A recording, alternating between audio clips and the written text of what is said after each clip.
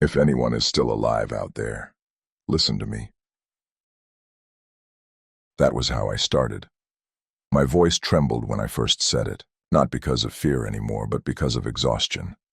My throat burned raw from recycled air, my ribs ached with every shallow breath, and the only light in this broken chamber came from the dull red flicker of the emergency beacon. The transmitter barely held together. Sparks crackled from its cracked casing, and every time I leaned close, I smelled the acrid stench of fried circuits. But it was all I had left. "If anyone can hear me," I said again, my tone steadier this time, "this is not a distress call. I don't think there's anyone left to come for me. This is a record, a witness. If the void itself can carry memories, then let mine be carried with it. Someone should know what happened here. Someone should remember." I closed my eyes, and for a moment, I could almost imagine silence. But there was no silence, not in my head. I still heard the screaming across the comms, the panicked last words of comrades before their signals cut. I still smelled the ozone of burning hulls and the sickening sweetness of atmosphere bleeding from ruptured ships. I still saw the last fortress world, its towers crumbling into fire as orbital bombardment turned oceans into steam. I took a long breath, ignoring the metallic tang of blood that filled my lungs. This war, it didn't end in glory. It didn't end in victory. It ended in fire. And before the fire, there was the fall. My hand trembled as I adjusted the frequency. The old training came back to me. Speak steady, keep the rhythm, let the message ride the waves. But this wasn't training anymore. This was confession. I'll start from the beginning. Not because it matters anymore, but because I need to tell it. Maybe telling it makes it real. Maybe if I speak their names, they won't be forgotten. It began with the first stronghold. They called it Cathar's Bastion, the jewel of our defenses. A fortress carved into the very bones of an asteroid, bristling with cannons and shield arrays. They told us it could withstand anything, that no fleet could breach its armor, no bombardment could shatter its walls. We believed them. We had to. Belief was the only shield against fear. I was there when it fell. The first sign wasn't the enemy ships. It was the silence. Patrols stopped checking in. Scouts went missing. Our long-range sensors painted the void with ghost readings. Shadows where no ships should be. Distortions in the stars like ripples across black water.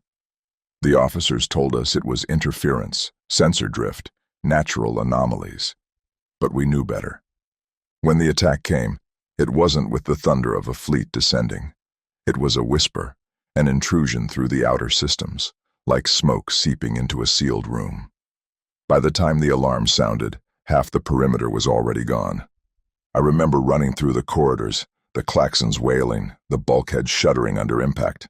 The air was hot, filled with the acrid tang of coolant leaks and burning wires. Over the comms, voices screamed orders, begged for reinforcements, cursed the commanders for not seeing it sooner. And then, the breach. I saw them with my own eyes. They weren't like us, not ships, not soldiers. They were something in between. Limbs like jagged steel wrapped in shadows, eyes glowing like fractured stars. They moved in silence, but every strike rattled bone and metal alike. We fought. Gods, we fought. Plasma fire lit the halls like artificial dawn. Grenades thundered, shattering the walls we had built to protect us. My squad, 7 of us, we held the lower deck junction for as long as we could. They came at us like waves, and for every one we burned down, 3 more slipped from the darkness. Terran was the first to fall. I still remember his scream as the thing's claws pierced his chest, pinning him to the wall like a broken doll. Nira followed, her throat cut open before she could even raise her rifle. By the time reinforcements arrived, there were only 3 of us left standing, and even then, we weren't standing for long. Cathar's Bastion burned. The fortress that was supposed to be unbreakable cracked open like a rotten shell. When I was dragged from the wreckage, half blind and coughing blood, I heard the commanders calling it a strategic retreat. That's what they always called it when we lost. Strategic retreat. Controlled withdrawal. They wrapped the truth in words so we wouldn't choke on it. But I knew the truth. We all did. Kethar's bastion was the beginning of the end. I leaned back against the wall now, coughing hard, blood splattering across the transmitter's casing.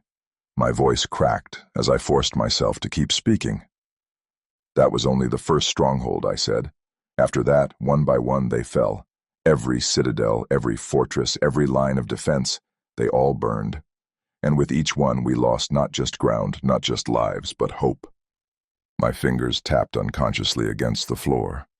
A soldier's habit from years of waiting in bunkers for orders that never came. I remember the names of the others. I remember their faces. That's what keeps me awake. That's why I can't stop talking. Because if I stop, they're gone. Not just dead, erased, lost in the void with no one to carry them forward. I listed them then, my voice low, steady, reverent. Terran, Nira, Solen, Veyrik, Kael. Others too many to name, but I will try. I owe them that much. The static crackled with every word, as if the void itself strained to carry their memory. People will say we were brave. Maybe we were. Or maybe we were just desperate. We weren't fighting for conquest or glory. We were fighting to survive, but survival. My voice trailed, and I swallowed hard. Survival was never guaranteed. I shifted, pain shooting through my ribs, and pressed closer to the transmitter. If anyone is still alive out there, hear me. I'll tell you how we lost the worlds. I'll tell you how the fire spread, but you need to know, this isn't just my story. This is the story of all of us, the ones who stood and burned when the void came for us. I coughed again, the sound wet and ragged. This is the beginning, and I will tell you everything, until my voice runs dry. And with that, the first act ended, my voice carried into the endless dark. The transmitter sparked again, and for a moment I thought I'd lost the signal entirely. But the red light flickered back to life, and I pressed on. I had to. There was still so much to tell. "Are you still there?" I whispered into the void. I know it's foolish to ask. The void doesn't answer, but I need to believe someone is listening. I need to believe these words matter. I shifted against the twisted metal behind me, feeling the sharp edges dig into my back. The pain helped keep me focused, kept me from drifting into the memories that wanted to pull me under. After Kethar's bastion fell, the High Command tried to spin it as a minor setback. Tactical withdrawal, they called it, regrouping for a stronger defense. But those of us who crawled out of that burning hell knew better. We'd seen what we were facing, and it wasn't something you regroup against. My hand found the old wound in my side, pressing against the makeshift bandage that had long since stopped doing any good. The pain anchored me to the present, to this moment, to this story that needed telling. The evacuation from Kethar took 3 days. 3 days of loading shuttles with whoever could walk, whoever could still breathe without assistance. I remember standing in the hangar bay, watching families torn apart, children crying for parents who weren't coming back, soldiers with 1,000-yard stares, clutching weapons they'd never let go of again. I paused, listening to the static. Sometimes, in the white noise, I could almost hear voices, whispers from the dead maybe, or just my mind playing tricks. Command assigned me to the defense of Morvain Station. They called it a fortress, a sprawling complex built into the heart of a dead moon, bristling with particle cannons and shield generators. Impenetrable, the briefing said. The enemy will break themselves against our walls. I laughed, but there was no humor in it, just the bitter taste of irony. We believed them because we wanted to, because believing was easier than facing the alternative. The station held 15,000 souls, military personnel, civilian contractors, families of officers who'd been promised safety behind our mighty walls. The first weeks at Morvain had been almost peaceful. Long shifts monitoring empty space, maintenance checks on weapons that hadn't fired in anger, training exercises that felt more like performance theater than preparation for war. But underneath the routine, we all felt it, the tension, the waiting, the knowledge that somewhere in the dark they were coming. I was assigned to Defense Grid 7, manning the outer perimeter sensors. My squad leader was a veteran named Korath, 20 years in the service, 3 tours in the Rim conflicts. If anyone could keep us alive, we thought it was him. My voice caught slightly. Even now, remembering Korath hurt. He'd been a good soldier, a better leader. He deserved to be remembered. The first sign of trouble wasn't on the sensors. It was in the messages that stopped coming. Supply convoys that missed their scheduled arrivals. Patrol ships that went silent mid-transmission. One by one, our lifelines to the outside galaxy went dark. I remember the briefing where Admiral Thias tried to explain it away. Equipment failures, she said. Solar storms disrupting communications. Natural hazards of deep space operations. But her hands shook when she spoke, and her eyes never met ours. 2 weeks into the siege, though we didn't call it a siege then, our long-range arrays started picking up something. Not ships exactly. The sensor returns were wrong. Massive objects moving in patterns that defied physics, leaving gravitational shadows that shouldn't exist. The memory of those readings still made my skin crawl. Shapes that bent space around them, moving through dimensions that human minds weren't equipped to understand. Korath called us together in the ready room. I can still see his face, grim, weathered, honest in a way that command never was. "Listen up," he said. "Whatever's coming for us, it's not like anything in the tactical manuals. We're going to have to improvise, and most of us probably won't make it home.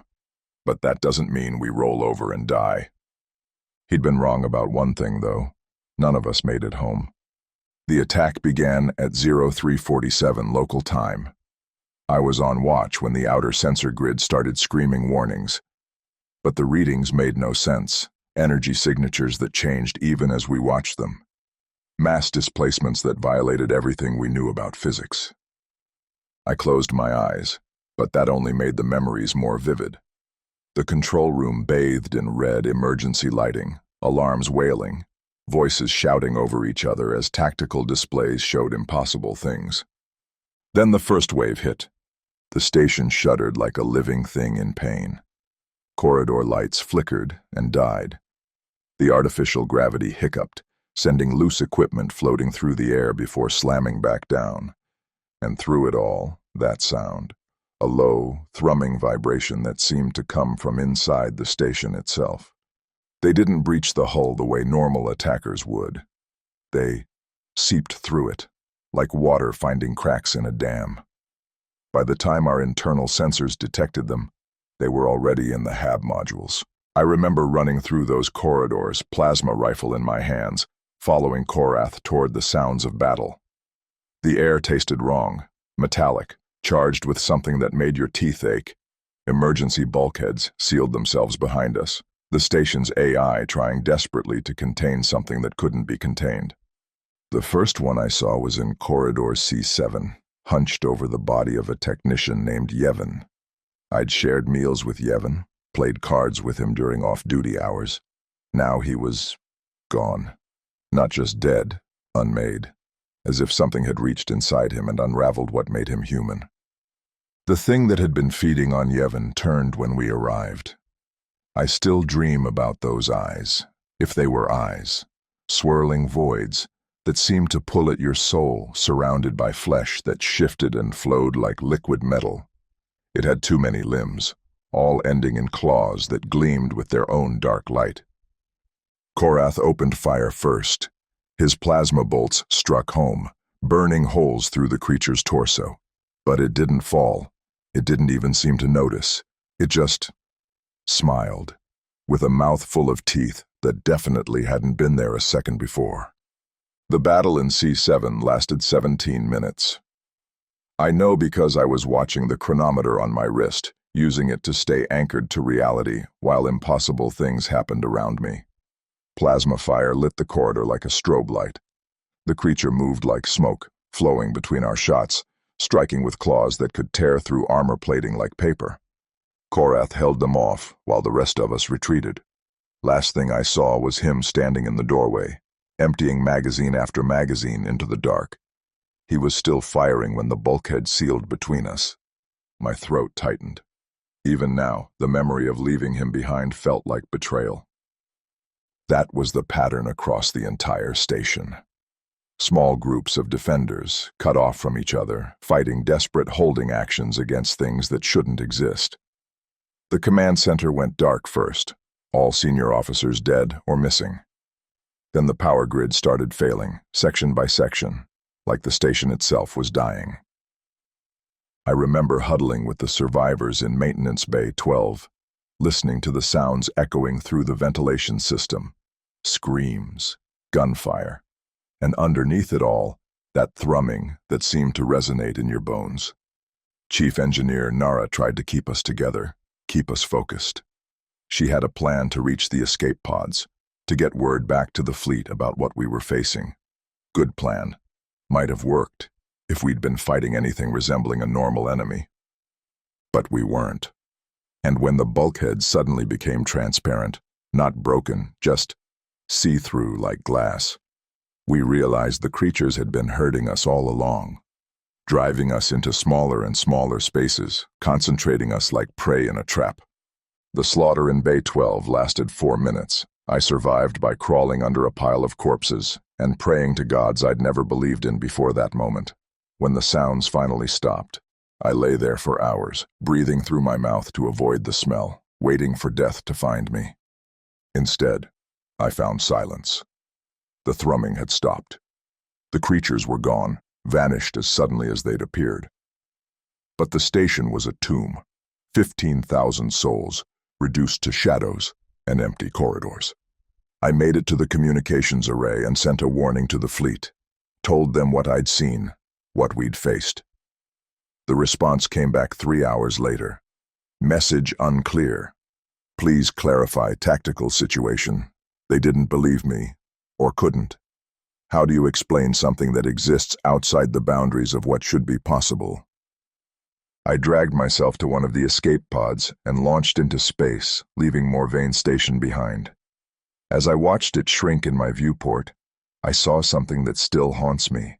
The entire structure was somehow darker than the space around it, as if it was absorbing light, pulling it in like a black hole made of grief. 2 days later, a relief fleet arrived to find nothing but empty space. No wreckage, no debris field, no sign that Morvain Station had ever existed at all.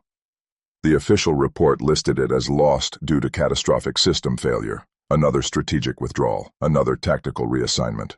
The transmitter flickered again, weaker this time. I leaned closer, afraid I was losing the signal. But that wasn't the end. That was barely the middle. Because while I was floating in space, waiting for rescue that would never come, they were hitting Proxima Tertius, and Kelvin's world, and the orbital defense platforms around New Geneva. The rescue ship that picked me up was already broadcasting evacuation orders for the core worlds. Panic in the captain's voice as he described entire systems going dark, fleets disappearing without a trace. I was debriefed by Intelligence Officer Vex, cold woman, all sharp angles and sharper questions. She didn't believe my report either, not at first. But when the recordings came in from Proxima Tertius, when the automated systems showed the same impossible sensor readings, the same physics-defying attacks, that's when they started taking it seriously. Too little, too late. But they tried. Credit where it's due, they tried. They assigned me to the Defense of Reach Station, humanity's last major stronghold in the Outer Rim. If Morvain was impressive, Reach was magnificent. A city-sized fortress orbiting a gas giant, protected by 3 layers of defense platforms and a fleet of 40 dreadnoughts. The irony wasn't lost on me. They were putting the sole survivor of Morvain in charge of training others to fight the same enemy. A broken soldier teaching healthy ones how to die. I tried to warn them, tried to explain what we were really facing. But how do you prepare someone for war against nightmares? How do you train soldiers to fight enemies that exist partially outside our reality? Some listened, most didn't. They'd heard the stories, sure, but stories were just stories until you lived them. Until you watched your best friend dissolve into component atoms while smiling apologetically. Until you fired a perfect shot at an enemy that existed in 17 dimensions simultaneously, and watched it do absolutely nothing. The attack on Reach came 6 months after Morvain. This time, they didn't try stealth. They just appeared. One moment, empty space. The next, a fleet that hurt to look at directly, ships that cast shadows in directions that didn't exist. The battle for Reach Station lasted 3 days. 3 days of the most desperate fighting I'd ever seen, and I'd seen plenty by then. Human courage and ingenuity against an enemy that treated the laws of physics as suggestions. Captain Reeves led the defense fleet. Good officer, brilliant tactician. Under normal circumstances, his forces could have held against anything. But these weren't normal circumstances, and the enemy wasn't playing by any rules we understood. I watched from the command deck as dreadnoughts, massive ships that had never known defeat, simply ceased to exist. Not destroyed, not damaged, just edited out of reality, leaving empty space and confused sensor readings. By the end of day 2, we'd lost 70% of the fleet. The survivors were scattered, cut off from each other, fighting individual battles against an enemy that seemed to be everywhere at once. That's when Admiral Cross made the decision that still gives me nightmares. Scorched Earth Protocol. If we couldn't hold Reach Station, we'd make sure the enemy couldn't use it either. The nuclear charges were old, designed for planetary bombardment. Cross-armed them manually, locked the control room from the inside. Last transmission we received from him was 8 words. Tell them we didn't go quietly into dark. The explosion could be seen from 3 systems away. A star born and died in the space of seconds, taking Reach Station, the remaining fleet, and 40,000 souls into the light. But it worked. For the first time since Kethar's Bastion, we'd stopped them, forced them to retreat, to reconsider their approach.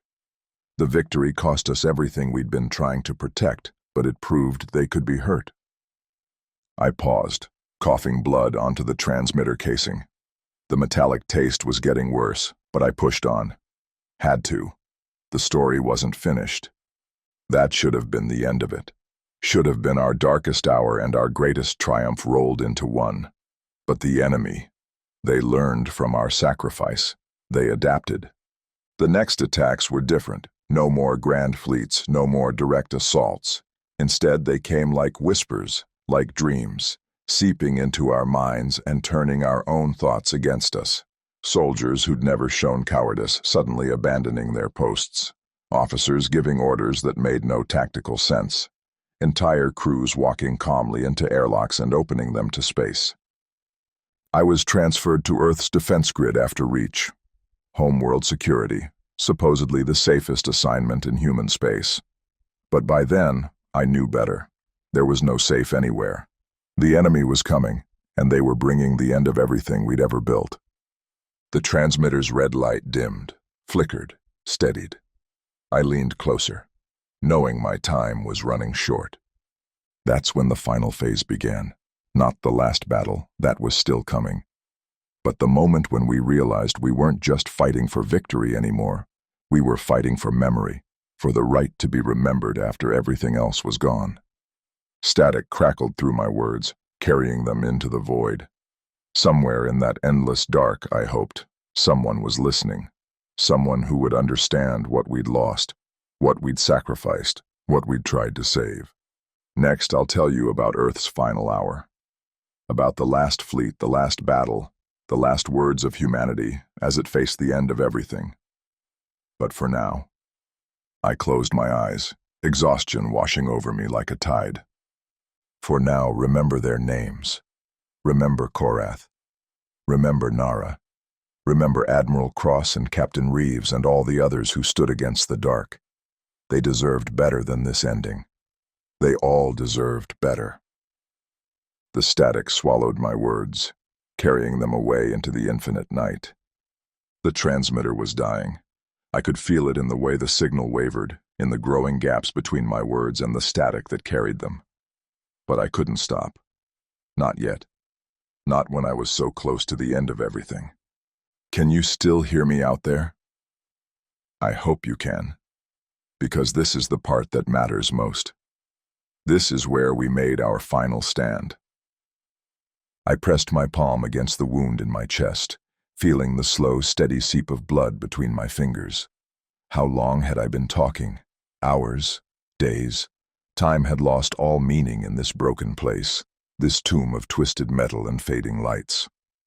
After Reach Station's sacrifice, there was a brief moment when we thought we might have a chance.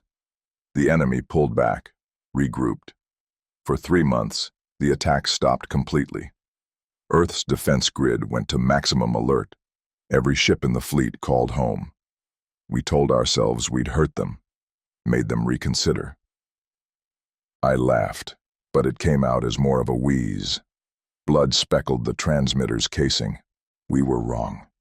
They weren't regrouping. They were learning, studying us, figuring out new ways to break us that wouldn't cost them anything. The memory of those 3 months still burned. False hope was worse than no hope at all. Command had used the time to fortify Earth's defenses, to build weapons they claimed could hurt our enemy. Project Lighthouse, a network of reality anchors designed to lock down local space-time, prevent the dimensional shifting that made the enemy so dangerous. General Martinez was in charge of Lighthouse. Brilliant woman, best strategic mind in the fleet. She understood what we were fighting better than anyone else in command. If they can bend reality, she told us, we'll nail it down. Force them to fight on our terms. The reality anchors were massive constructs, each one the size of a city, positioned at strategic points throughout the solar system. They worked by creating fields of stable space-time, areas where the laws of physics couldn't be violated or ignored. I was assigned to Defense Platform Omega-7, one of 12 orbital fortresses protecting the reality anchor array.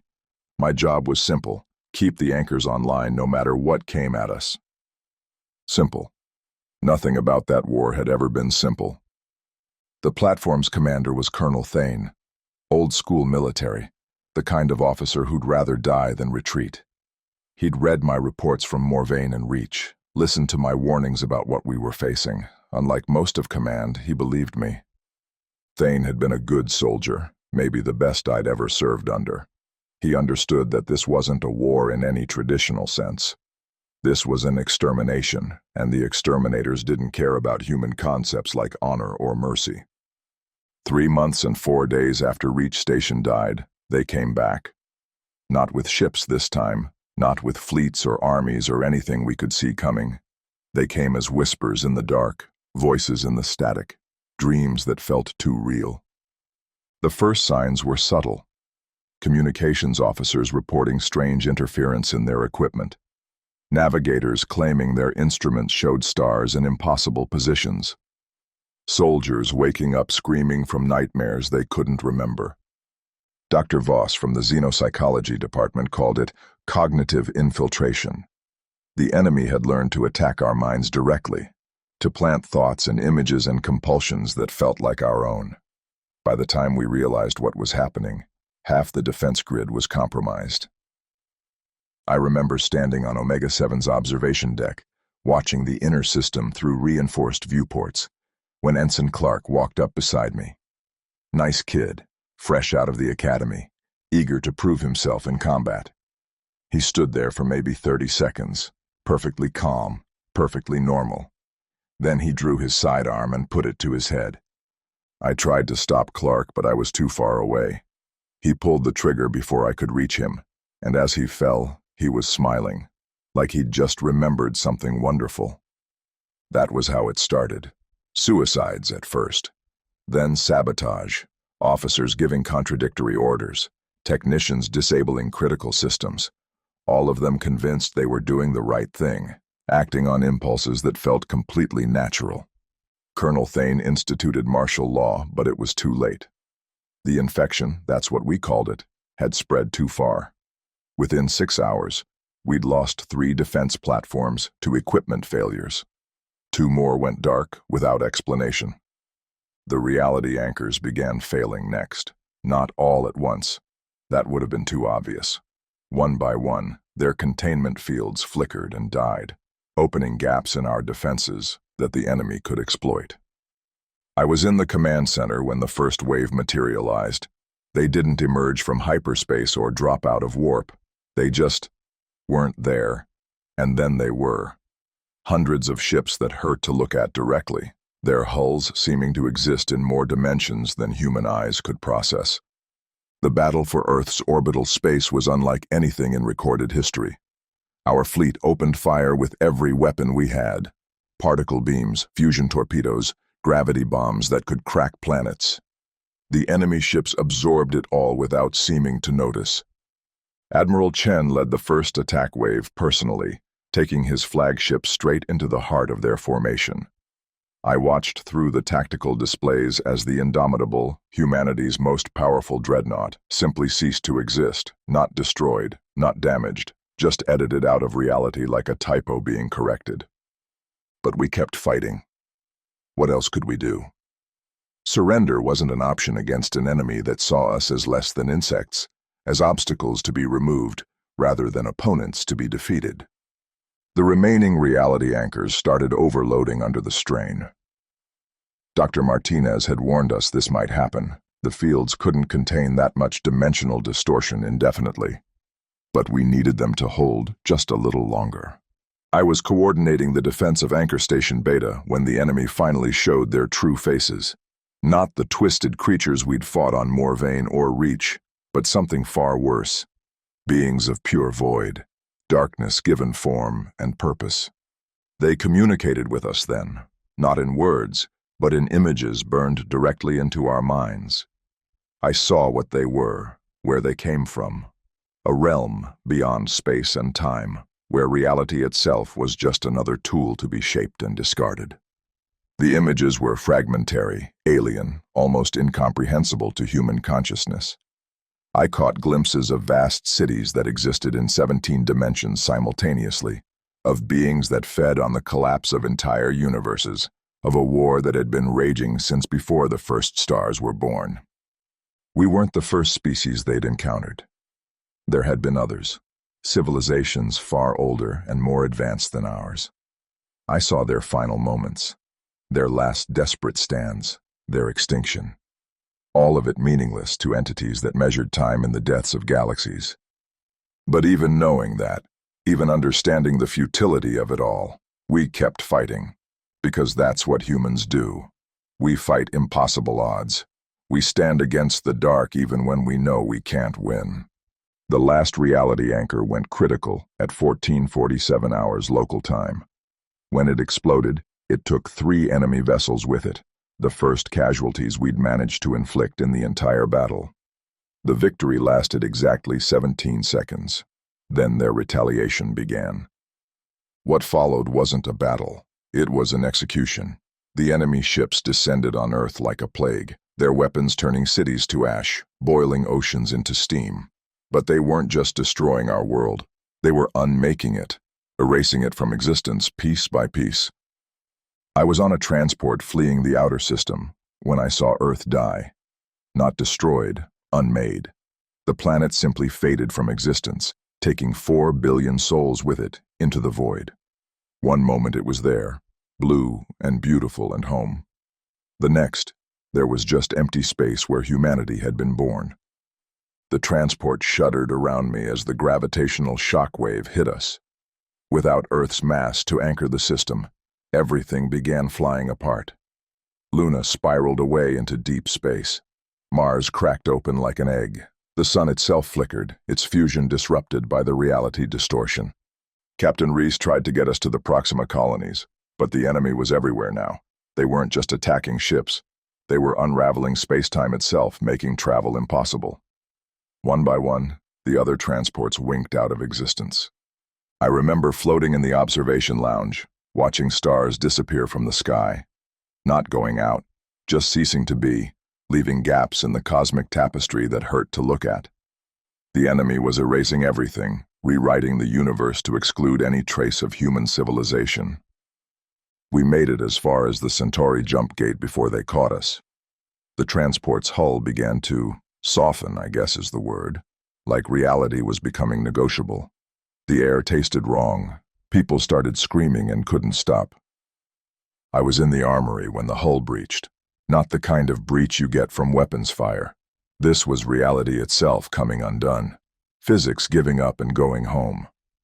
I grabbed an emergency suit and a portable transmitter, then sealed myself in the maintenance compartment as the rest of the ship dissolved around me. I watched through the porthole as my shipmates came apart at the molecular level. 300 people, good people, reduced to component atoms and scattered across dimensions that don't have names. They didn't die. Death would have been merciful. They were just erased. The maintenance pod drifted for days through the ruins of human space. Everywhere I looked, there was nothing. Worlds that had housed billions reduced to empty coordinates. Space stations that had anchored trade routes for centuries simply gone, leaving not even debris behind. But I survived. Don't ask me how. Maybe the enemy didn't notice one small pod among the wreckage of everything. Maybe they didn't care. Or maybe they wanted someone left to witness what they'd done. I found this place by accident, a derelict station that had somehow escaped their attention, hidden in the shadow of a collapsed star. The reactors were dead, life support was failing, but the communications array still worked, barely. So, here I am, in the ruins of everything, telling you this story. Recording it for anyone who might be listening, anyone who might survive long enough to remember us. The transmitter sparked again, weaker than before. I could feel the signal degrading, my voice becoming just another whisper in the cosmic static. We lost. I want to be clear about that. Humanity is gone. Earth is gone. Everything we built, everything we dreamed, everything we were, erased. The enemy was too powerful, too alien, too far beyond our understanding. I coughed, tasting blood. The wound in my chest was getting worse, but it didn't matter now. Nothing mattered except finishing the story. But we fought. Remember that, whoever you are, wherever you might be. When the darkness came for us, we stood against it. We lost, but we didn't surrender. We didn't go quietly into the night. My vision was blurring, but I pressed closer to the transmitter. Just a little more. Just enough to tell the ending. If anyone is still alive out there, if any human settlements survived in the far colonies, hear this warning. They're still out there, still erasing everything that dares to exist in their perfect void. They won't stop until reality itself conforms to their vision of emptiness. The red light flickered, dimmed, struggled back to life. And if anyone else is listening, any other species that might encounter this signal, know that humans existed. We laughed and loved and dreamed and fought. We built cities that touched the stars and wrote poems that captured the soul. We mattered. I closed my eyes, feeling the cold creeping up from my extremities. Not much time left now. This has been Specialist Marcus Kane, last survivor of the Human Defense Fleet, broadcasting from... I squinted at the station's identification markers. Outpost nowhere, in the ruins of everything. If anyone receives this transmission, please remember us. Please remember that we were here. The transmitter gave one final spark, then went dark. But somewhere in the void, I knew, the signal was still traveling. Still carrying our story into the endless night. Looking for someone who might listen, someone who might care enough to remember. The last broadcast of a dead species, echoing forever in the dark. The darkness pressed in around me, complete and absolute. The transmitter's red light had died hours ago, or was it days? Time meant nothing here, in this tomb of twisted metal and failing life support. But I kept talking. Had to keep talking. Are you still there? My voice was barely a whisper now, hoarse and broken. I know the signal's weak. Hell, I don't even know if the transmitter's still working. But I have to believe someone's listening. I have to believe this story matters. I tried to shift position, but my body wouldn't respond the way it should. Everything felt distant, disconnected, like I was watching myself from somewhere far away, observing a stranger hunched over a broken machine in the depths of space. There's something else I need to tell you. Something I've been avoiding because saying it makes it real. Makes it final in a way that terrifies me more than all the aliens and void spawn we fought combined. The words stuck in my throat like shards of ice. Even now, even after everything I'd witnessed, the truth was the hardest enemy to face. The transport that brought me here. The one that was torn apart by the enemy, dissolved into component atoms while I watched my crewmates scream. That was 3 years ago. 3 years I've been floating in this wreck, talking to the void, telling this story to anyone who might hear. My hand moved to the wound in my chest, but I couldn't feel it anymore. Couldn't feel the torn flesh, the dried blood, the metal fragments that had pierced my lungs when the hull breached. It was still there. I could see it when I looked down, but the sensation was gone, like trying to touch a reflection in water. The emergency rations ran out after the first month. I remember the exact moment, chewing the last protein bar, savoring every bitter crumb because I knew it was the end. Life support failed 6 months in, the recyclers choking on their own filters until the air went stale and thin. The heating system died sometime after that, and the cold. God, the cold was like nothing I'd ever experienced. The memories were crystal clear but felt like someone else's experiences. I could recall every detail, the taste of recycled air growing more metallic each day, the way frost formed on the inside of my helmet, the gradual numbness that crept up from my fingers and toes. But it was like reading from a report, rather than remembering lived experience. By any reasonable measure, I should have been dead a long time ago. No food, no air, no heat in the vacuum of space. But here I am, still talking, still breathing somehow, still clinging to this broken transmitter like it's the last solid thing in the universe. I laughed, but the sound that came out was wrong, hollow, echoing in ways that defied the acoustics of the small chamber. Or maybe no sound came out at all, and I was just remembering what laughter used to feel like. But here's the thing about dying in space, in the ruins of everything you ever knew. Sometimes you don't realize when it happens. Sometimes the line between living and dying gets blurred, like everything else out here in the void.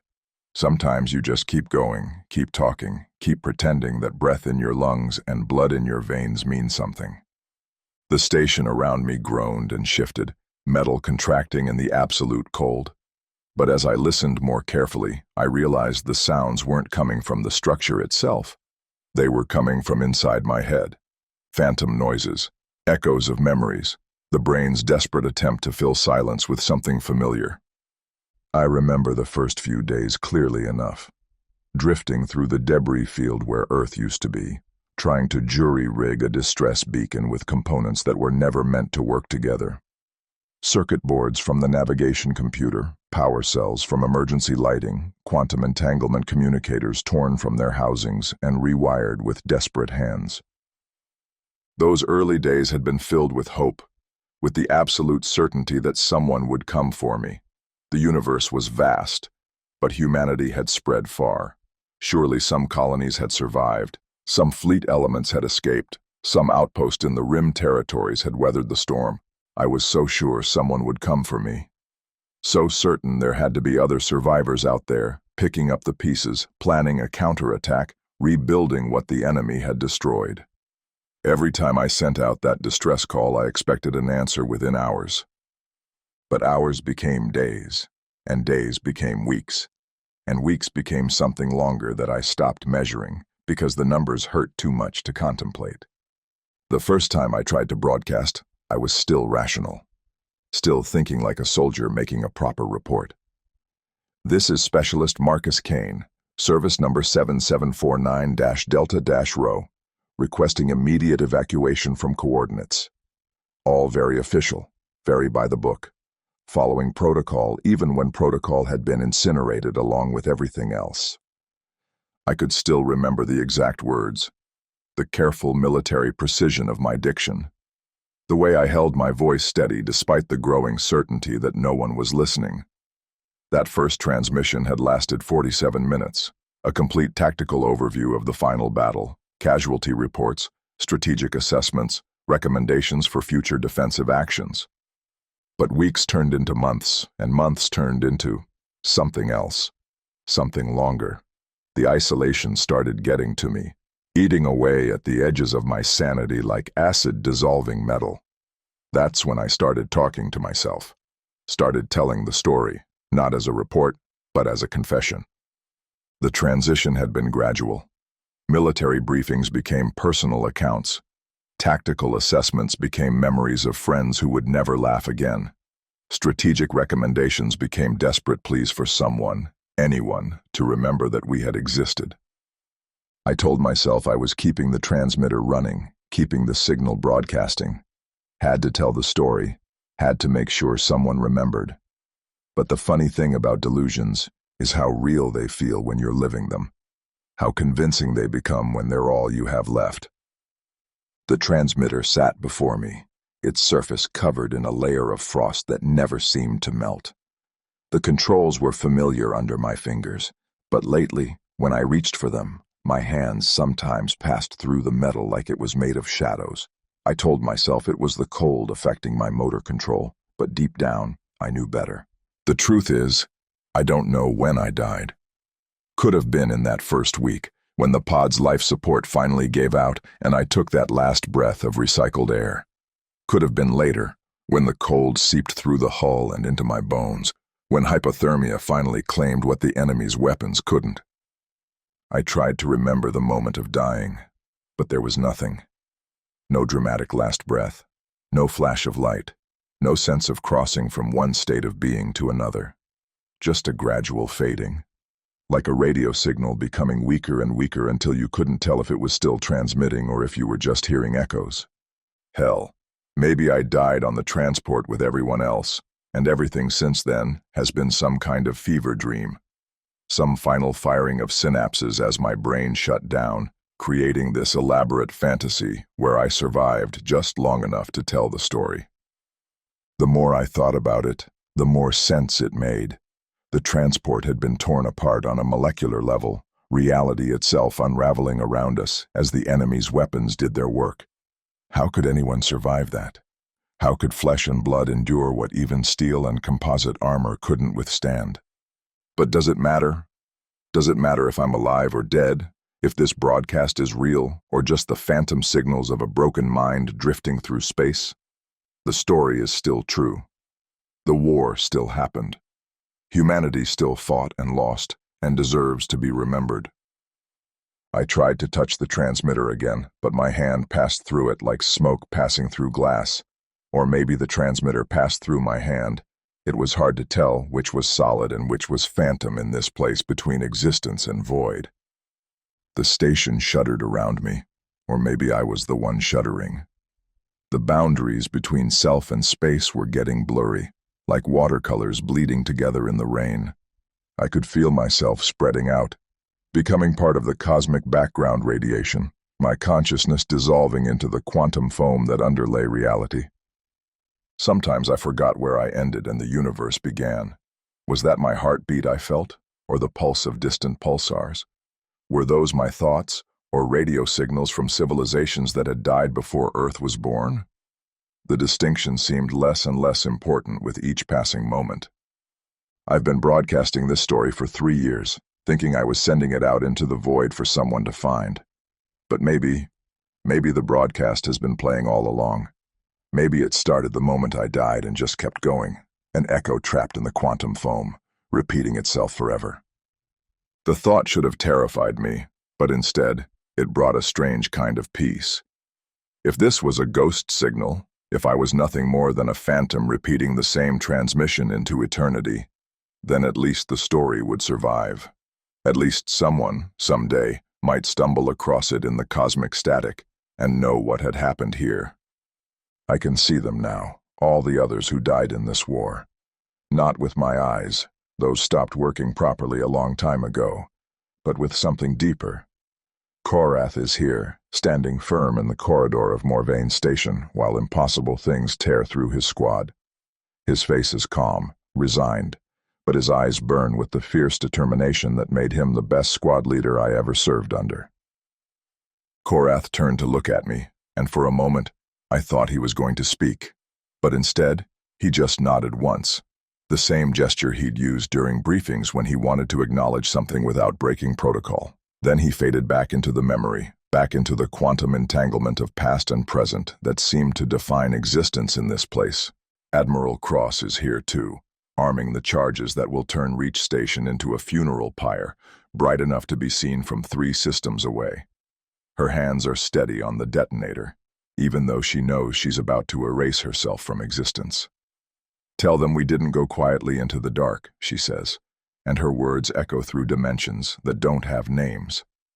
I could feel the heat of that explosion even now, the brief moment when matter converted to energy and created a star where a space station used to be. It had been beautiful and terrible and final, a fitting end for the best of us. Captain Reese is trying desperately to save his transport full of refugees, rerouting power from life support to the engines, pushing the ship beyond its design limits, in a futile attempt to outrun an enemy that doesn't acknowledge the constraints of physics. He knows it's hopeless, but he keeps trying because that's what humans do. We fight impossible odds until the very end. The refugees on that transport had been the last civilians I'd seen alive.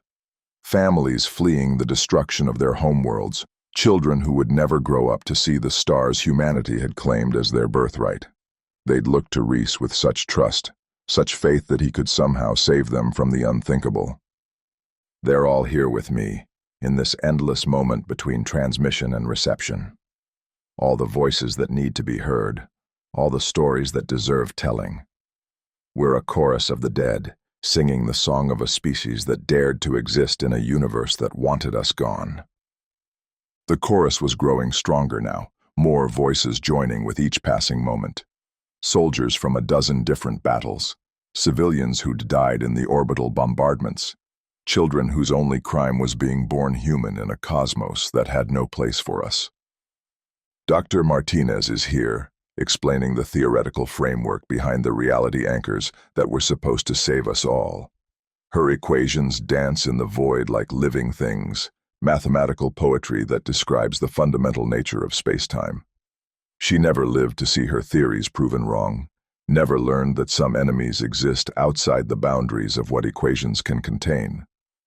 I could see Martinez's work spreading out around me like a 3-dimensional map of creation itself. The reality anchors had been humanity's greatest achievement and greatest failure, monuments to our ingenuity and our hubris in equal measure. Commander Voss is running diagnostics on equipment that stopped functioning when the laws of physics became negotiable. He's cursing in 3 languages, trying to make sense of sensor readings that show impossible things, ships existing in 17 dimensions simultaneously, energy signatures that change based on who's observing them. Voss had been a good engineer, the kind of man who could make broken machinery work through sheer force of will and creative profanity. But even his considerable skills had been useless against an enemy that treated technology as just another form of matter to be reshaped at will. Ensign Clark is here too, the young man who put his sidearm to his head and smiled as he pulled the trigger. But now I can see what he saw in those final moments. Visions of home, memories of a Earth that existed in dimensions the enemy couldn't touch. His death wasn't defeat. It was a kind of victory, a refusal to let them rewrite his mind along with everything else. Clark looked younger here than he had in life, his face bright with the enthusiasm that had made him such a joy to serve alongside. The corruption that had driven him to suicide was gone, burned away by the purity of memory and sacrifice. So listen carefully, whoever you are, whenever you might be receiving this transmission. Remember that humans walked among the stars, that we built wonders and dreamed impossible dreams. We created art that moved the soul and music that captured the essence of joy. We loved fiercely and fought harder, and when the end came, we didn't surrender. My vision was going dark now, or maybe the darkness was finally claiming the last functioning lights in the station. It didn't matter. I could see everything I needed to see in the space behind my eyes, in the quantum realm, where memory and reality intersected. We built cities that touched the clouds and ships that sailed between suns. We wrote poetry that captured the beauty of sunrise on 1,000 different worlds and composed symphonies that echoed in concert halls from here to the galactic rim. We fell in love under alien stars and raised children who laughed in languages we invented just for them. The memories were flooding back now, not just mine, but humanity's collective recollections. First steps on Luna, the discovery of the jump gates, the moment we realized we weren't alone in the universe. Joy and wonder, and the boundless optimism that had carried us to the stars. We made mistakes, of course. We fought wars among ourselves, poisoned worlds in our greed, sometimes forgot the values we claimed to cherish.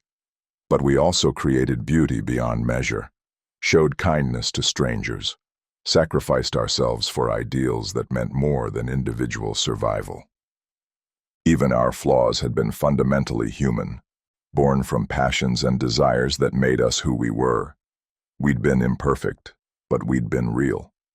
We'd mattered in a way that pure logic or cosmic indifference never could.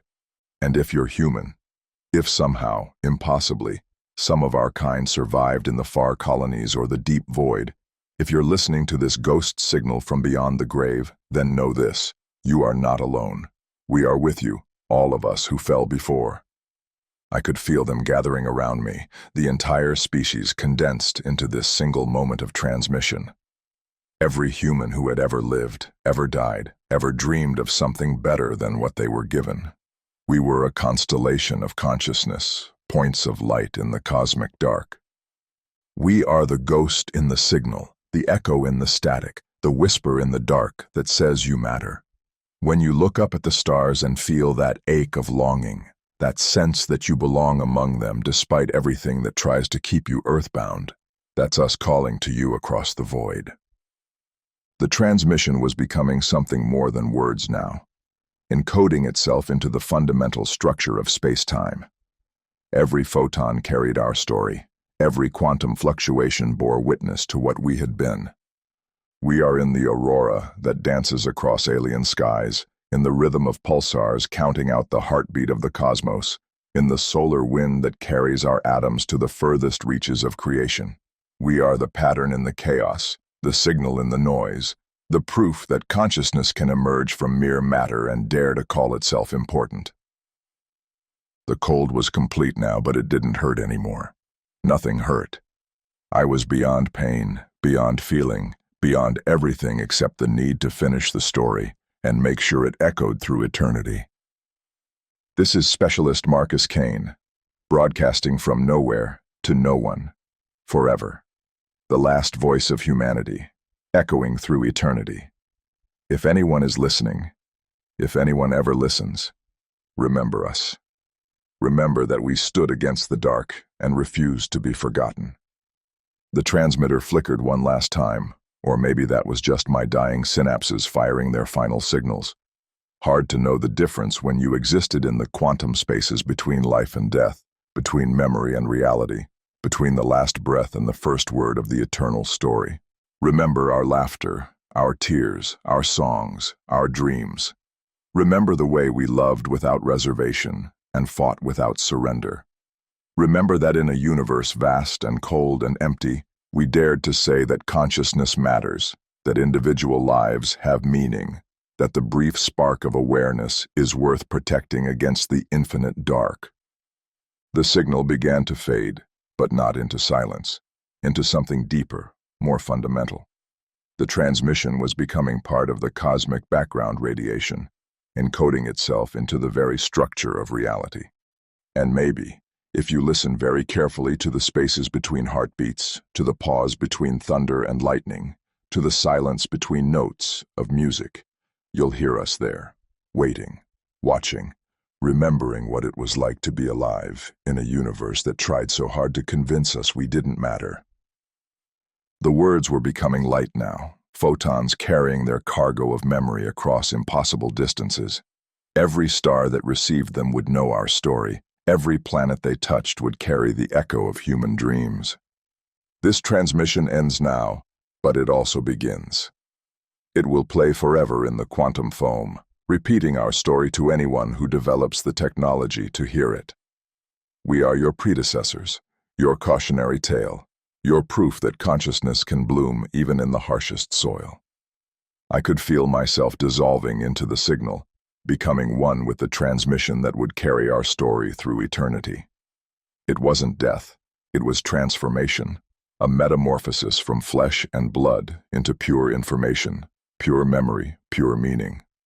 Learn from our mistakes, do better than we did, but never forget that we tried, that we cared, that in the brief span of our existence we managed to love and hope and dream despite everything that conspired against us. The station around me was fading now, becoming transparent, revealing the vast emptiness of space beyond. But that emptiness wasn't empty. It was full of possibilities, full of potential, full of the quantum foam that connected all things across space and time. Goodbye, whoever you are. Thank you for listening. Thank you for remembering. Thank you for proving that our story was worth telling, that our existence mattered, that consciousness can echo across the void and find someone willing to hear it. The signal faded to static, but the static continued, would always continue, carrying its cargo of memory and grief and desperate hope through the endless void. A ghost signal from a dead species, repeating its story to anyone who might stumble across it in the cosmic dark. Somewhere in the signal, Marcus Kane kept talking. Would always keep talking. The last broadcast of humanity, playing forever in the spaces between stars, waiting for someone to hear it and remember that once, long ago, humans had existed. And maybe, if you listened very carefully to the background radiation of the universe, tuned your receivers to just the right frequency, filtered out the noise of dying stars and colliding galaxies, you could still hear him, still hear all of them, the voices of the dead, telling their stories to the infinite night, making sure that someone, somewhere, would know that they had been here. The transmission ended. The transmission began again. If anyone is still alive out there, listen to me. Forever and always, in the quantum foam of space-time, the ghost signal played on, an eternal monument to a species that had dared to exist, to love, to fight, to dream in a universe that offered no guarantees except the certainty of endings. But endings, Marcus Kane's voice whispered from the void, are also beginnings, and in the space between one and the other, between the last word and the first, between death and rebirth, consciousness finds a way to endure. The signal travels still, carrying its impossible cargo of hope through the endless dark, waiting for someone new to discover it and learn that they are not alone, that they never were, that they never will be. If anyone is still alive out there, listen to me.